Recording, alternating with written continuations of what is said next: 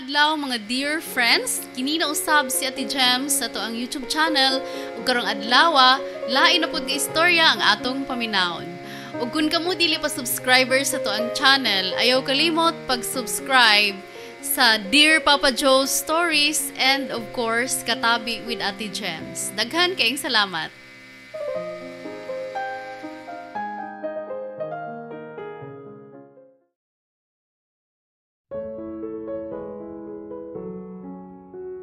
Hello mga dear friends, si Papa Joe na ni para sa tuang Dear Papa Joe YouTube channel.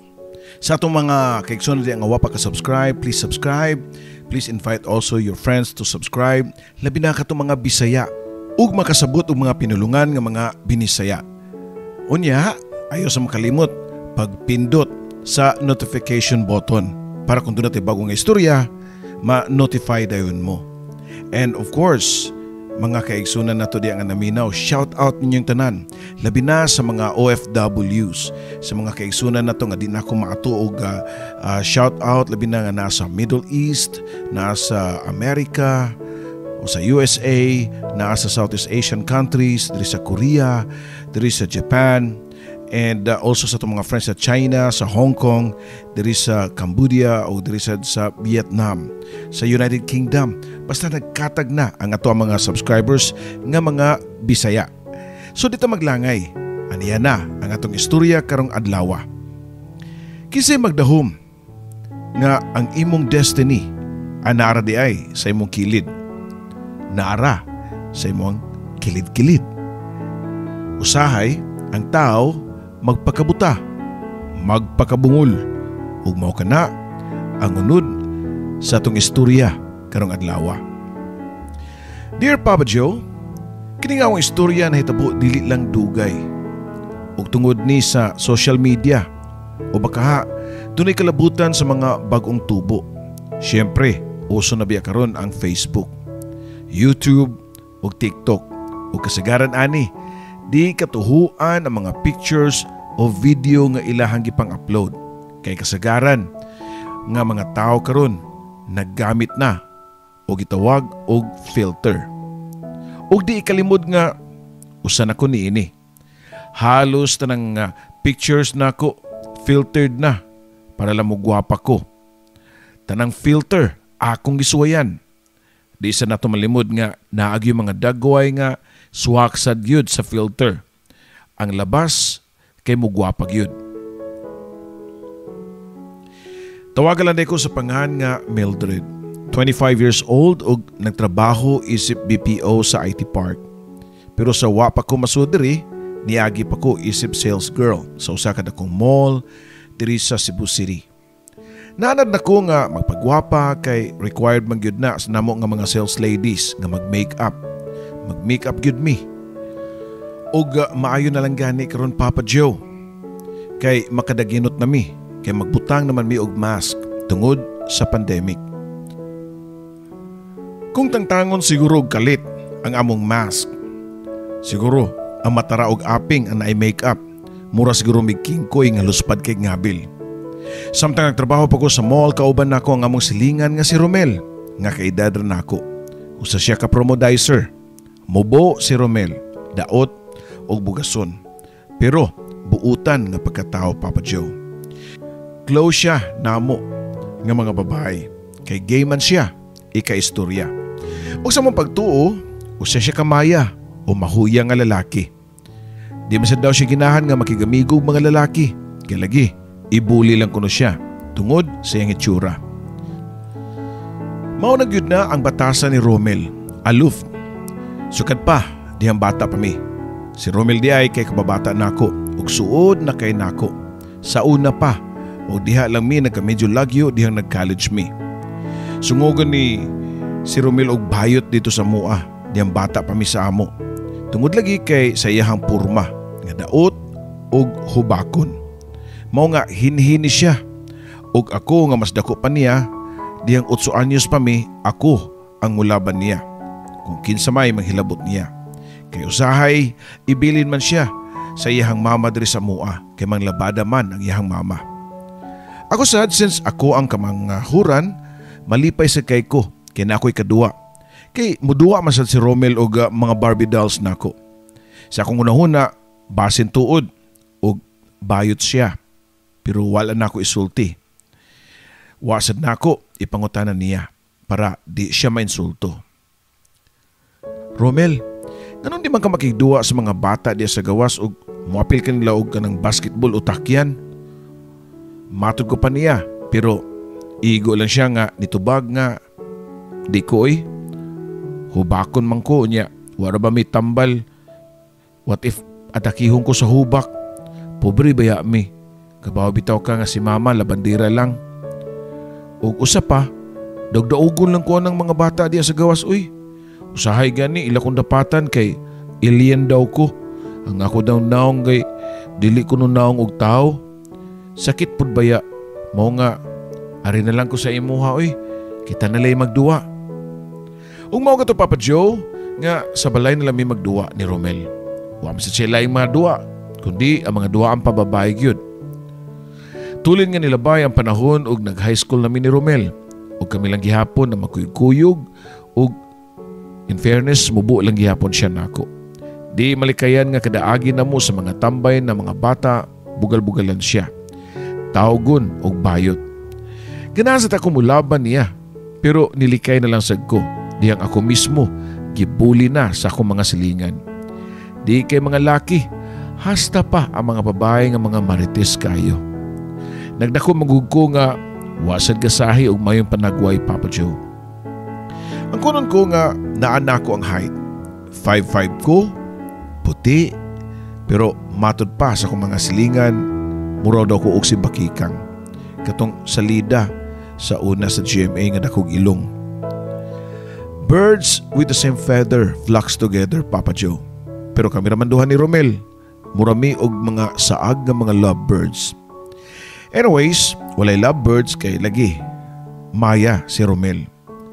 Diyang nag-college na di na kay mi magkakuyog ni Romel. Kay lahi-lahi na mi og schedule. Pero sige rami og chat sa messenger. Di gid siya makalimot nako nga mangumusta nako ug moingon nga gwapa daw ko sa akong mga pictures.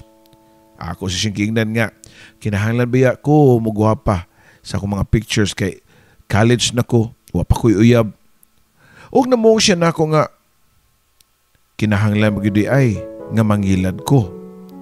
Ug ako siyang giingnan nga basin pa di ay inig kakita na mo in person. Madani gyud siya.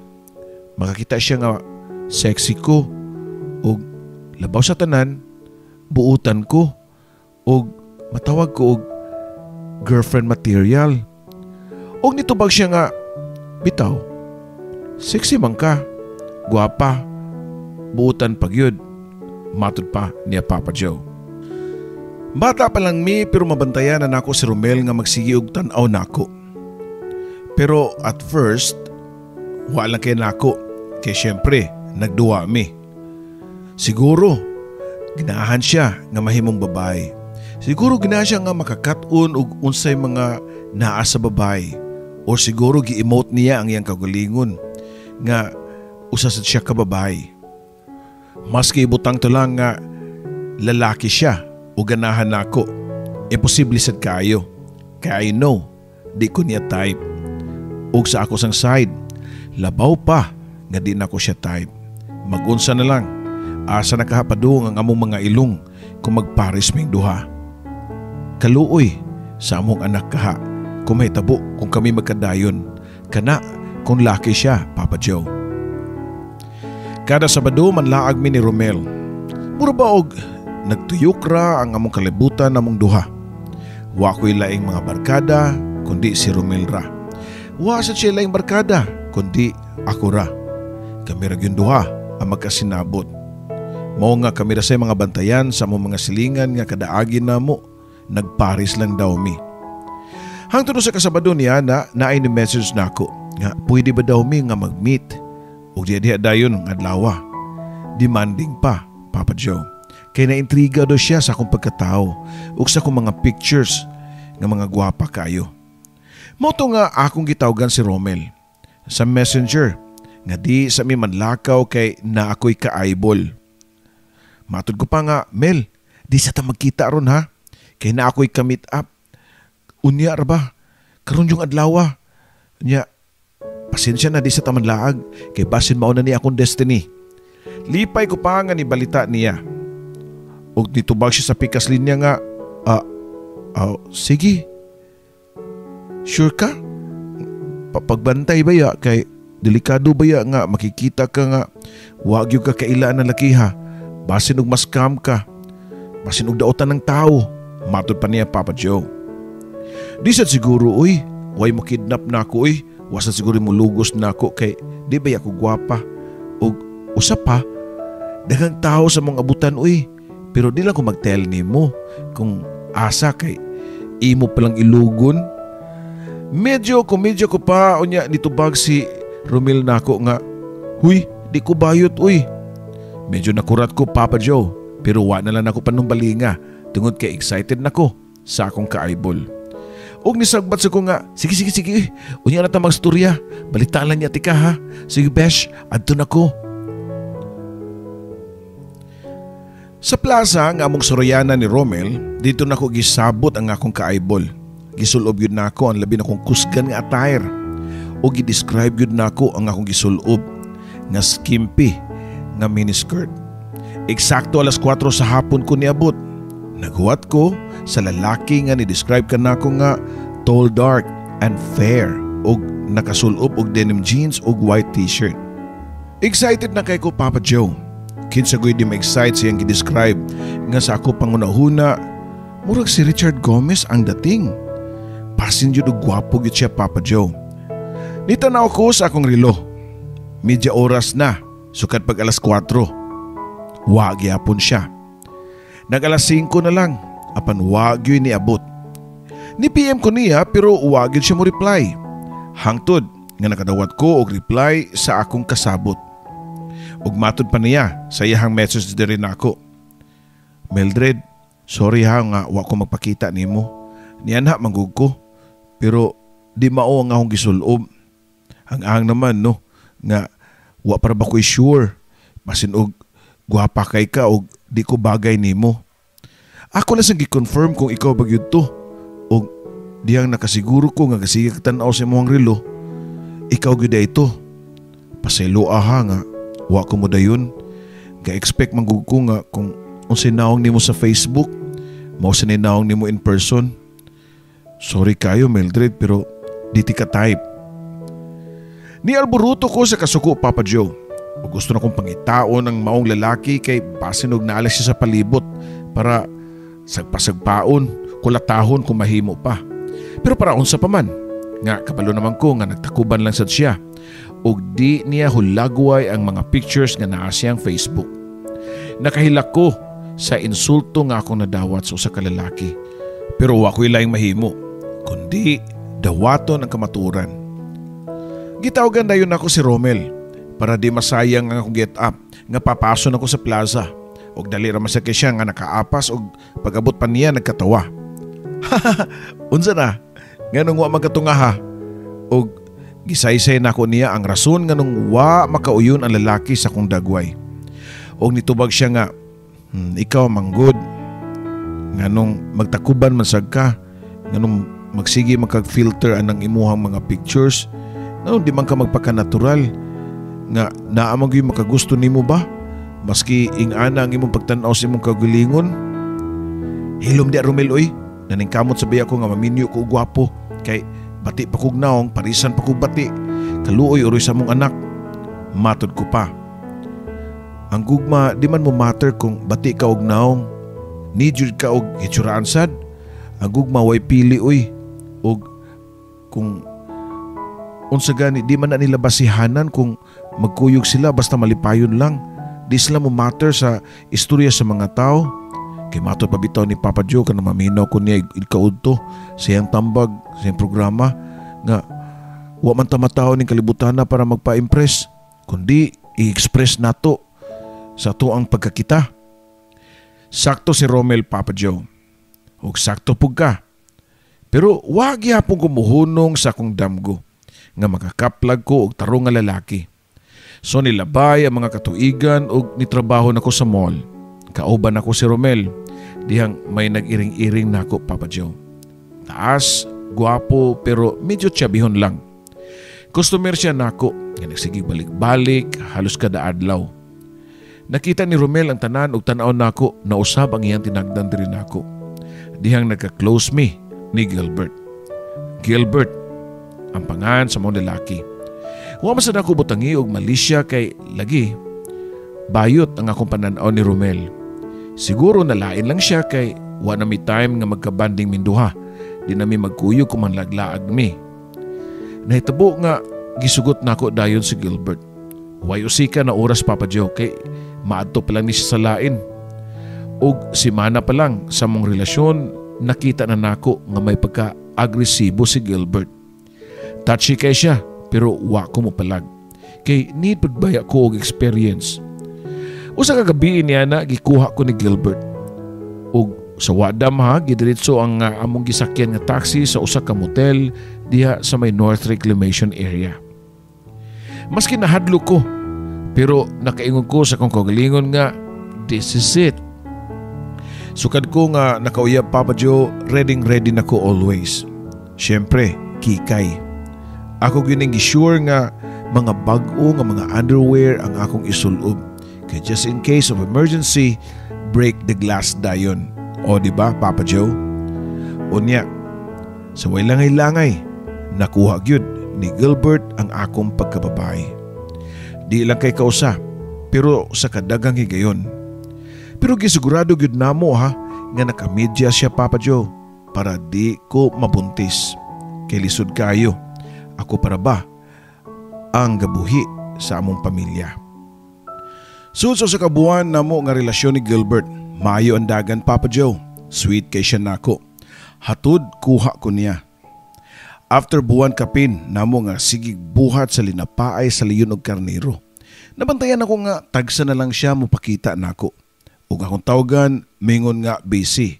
Usahay, di gani makontak. Hangtod nga nawa na lang siya og kalit.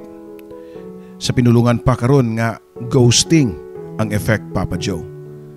Mugo ko dun ko niya para magpakiluoy nga di mi magbuwag Papa Joe. Pero bugo ko kay wa man ako makuha ang impormasyon kabahin niya.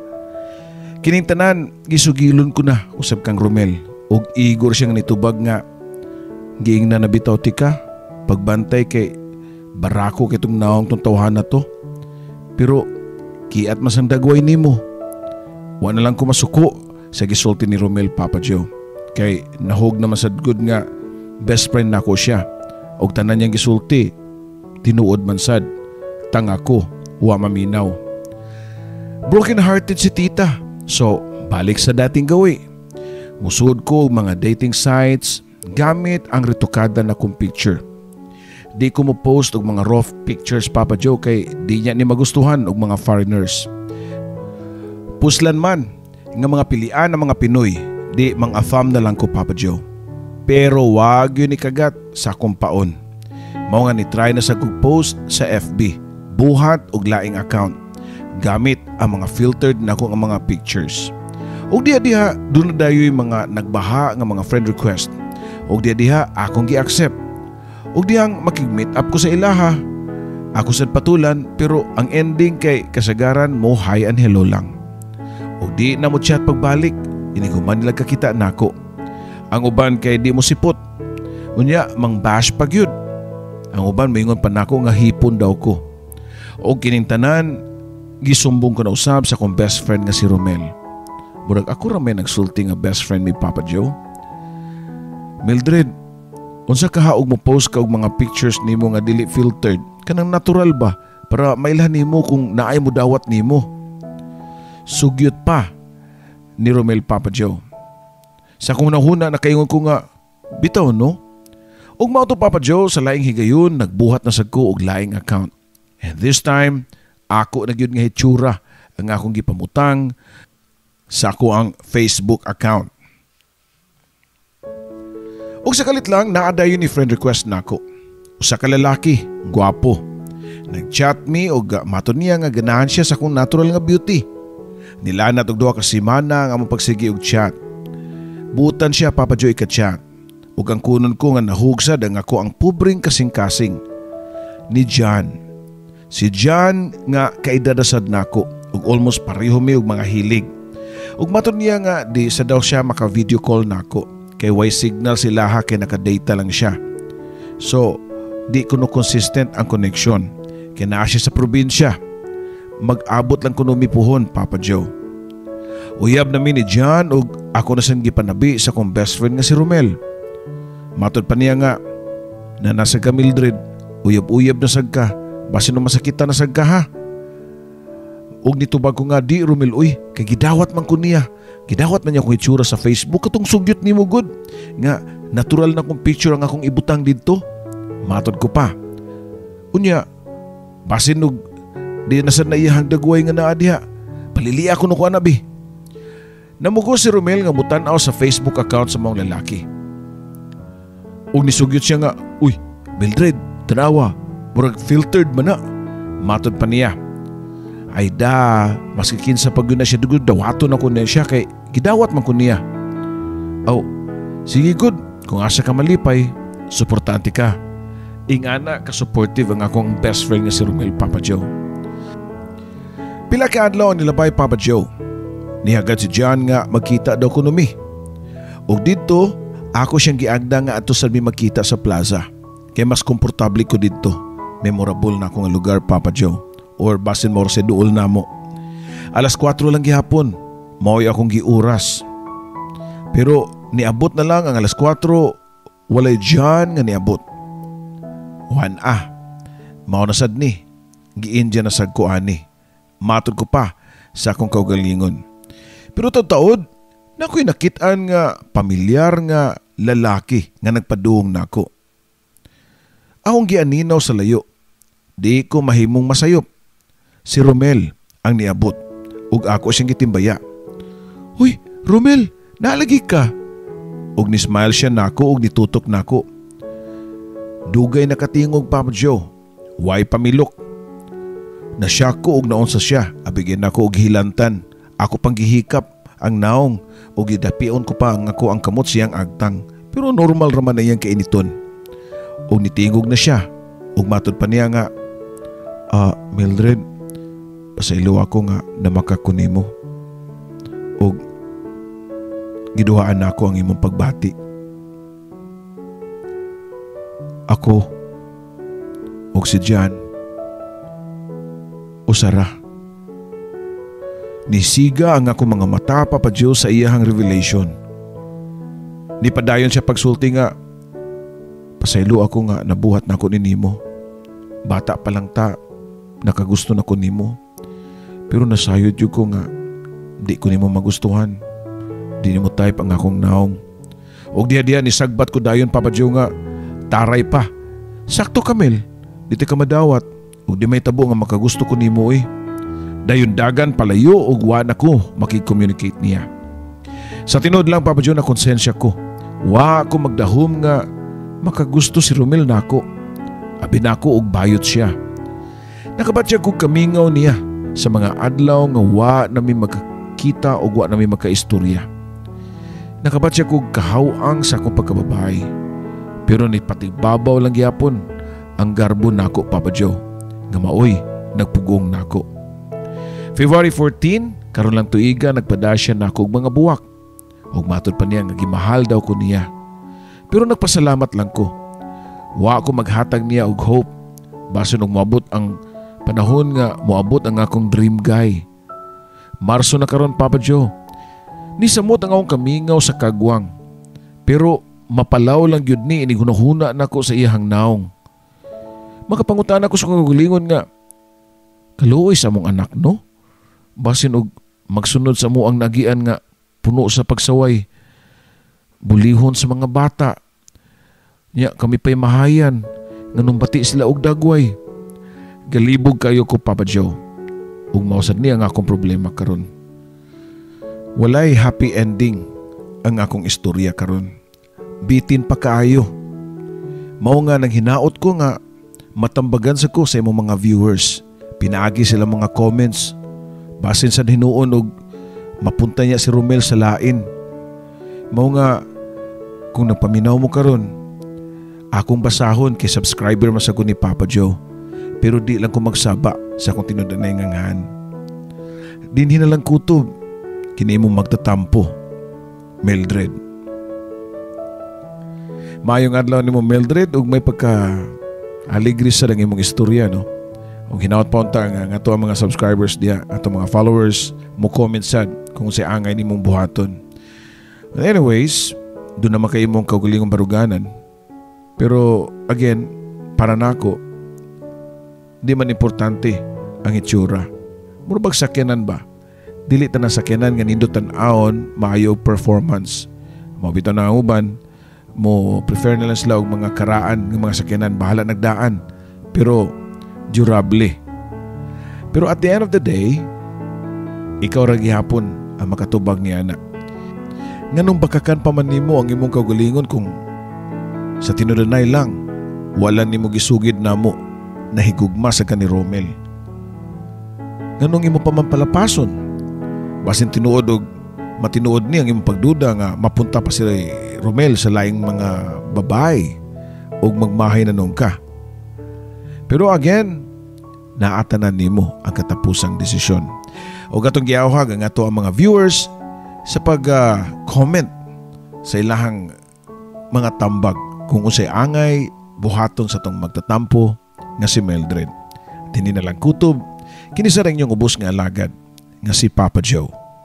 Daghang salamat.